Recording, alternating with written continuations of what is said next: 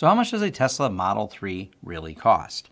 Well, I bought my Model 3 in July of 2019. It is currently December of 2019. So after about almost 6 months of ownership, it's the end of December right now. I want to talk about what I paid for it, what it actually costs to operate, and what some of the future costs of operating are going to be. So first we'll start with the bill of sale here so I can tell you the exact price, not some sales gimmick, not some rebate or whatever. The rebates are separate. These are the out-of-pocket costs of this vehicle. And with all the little fees and total government fees, A through F, we came up with a total cost out of pocket, not financed or anything, just what you have to pay for the vehicle, $52,951. So that is the total cost to own this vehicle.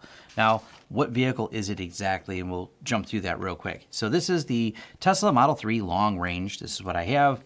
Mine was black. The current default color is white. Whenever you change things from default, they do go up in price. So 322 mile range, 145 mile an hour top speed, 4.40 to 60 time. Go over here, select color. Like I said, white is default, black is an upsell. It wasn't an upsell when I got it, so mine came in black. I do like the black interior that I have here. I did skip the full self-driving capability, which is a few extra features, another $7,000, so I just have the standard autopilot.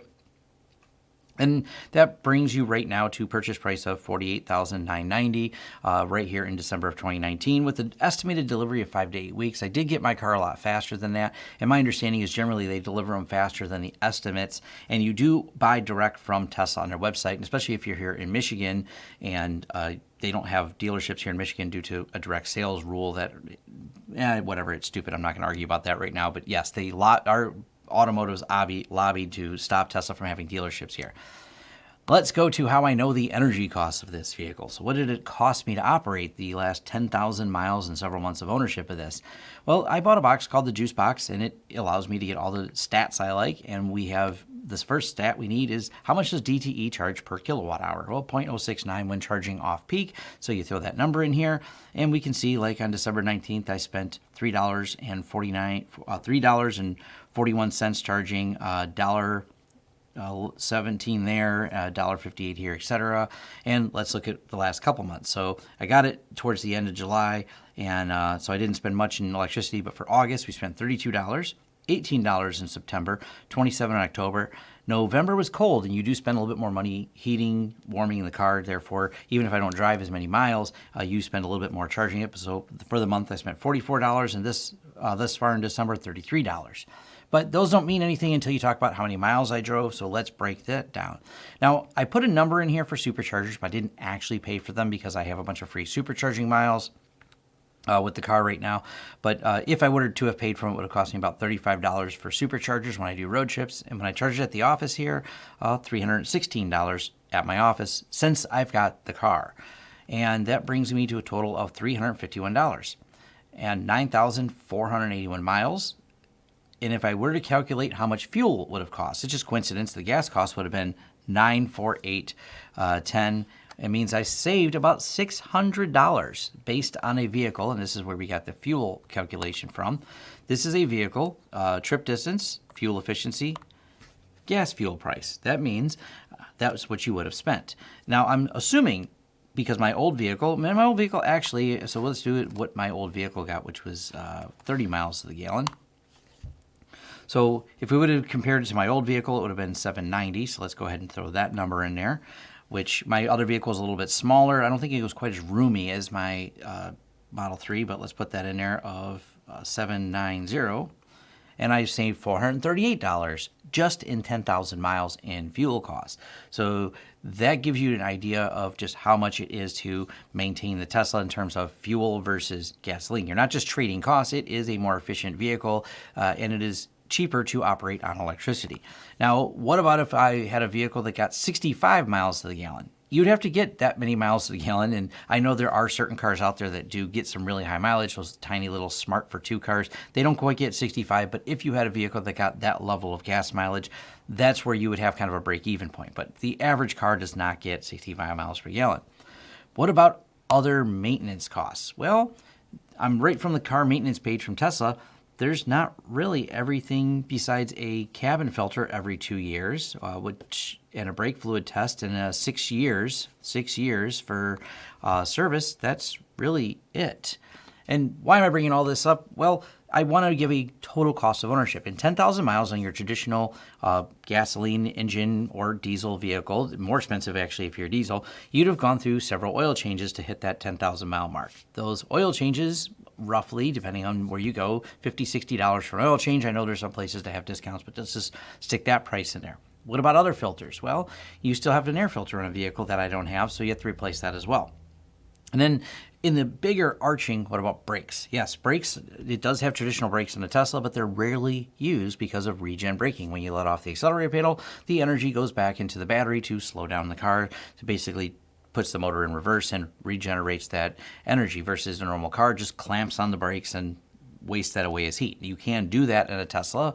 It does have traditional brakes in case there's any failure, so you aren't completely, drive-by-wire here. You can press the brake pedal, but because you don't press them very often, they last roughly 200,000 miles versus a traditional car. You're going to change several sets of brakes at quite the expense, unless you're doing them yourself, of course. It is expensive to do a brake job on a car, reasonably priced, but compared to a Tesla, which has it every 200,000 miles, you're saving quite a bit of money there. And there's really not anything else to maintain. But someone's going to point out, but yeah, the big trade-off is that battery. How long is that battery going to last you, Tom? Batteries in Teslas, these Model 3, the chemical formula that makes that battery, seem to be lasting about 350 to 500,000 miles. The cars haven't been around long enough to see a ton of stats, but people who have some really high mileage are reporting degradation of the battery being at roughly 5% at 200,000 miles.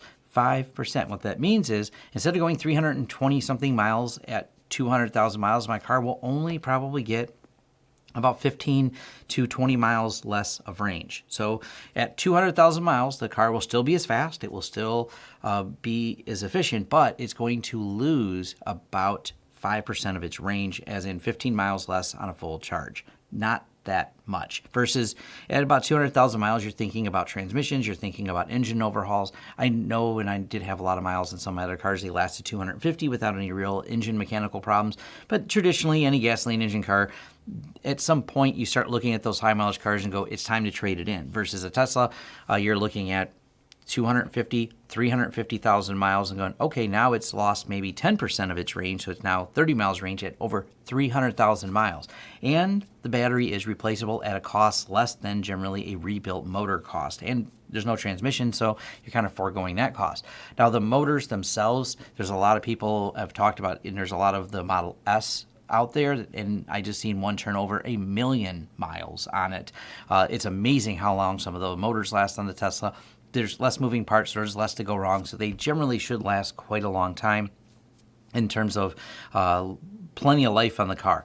So we're going to have to wait and see just how many miles you can last on a Tesla, but there's a good chance that electric cars overall will be on the road from the time of purchase a much longer time than a traditional gasoline vehicle. But I wanted to break down those costs, the energy costs and the cost of ownership of the vehicle. It does have a slightly higher initial price at $55,000 than maybe a similar small sedan. That's going to be offset, though, pretty quickly based on how much you drive over time. The fact that you're going to save on oil changes, save on filter changes, and electricity, unless there's a dramatic increase in electricity, or you'll save more if there's a dramatic increase in fuel. Fuel prices have been low, but we did see some spikes several years ago. If they spike up, the cost savings actually get greater. I don't really see fuel costs going down way below the $2.50 a gallon that we pay here in Michigan. They've been pretty steady for a little while, but obviously those variables are out there and something else to consider. But overall, it is inexpensive to own. I'm super happy with the car after 10,000 miles. I have no buyer's remorse or regrets. And for those who may be wondering, yes, I couldn't resist.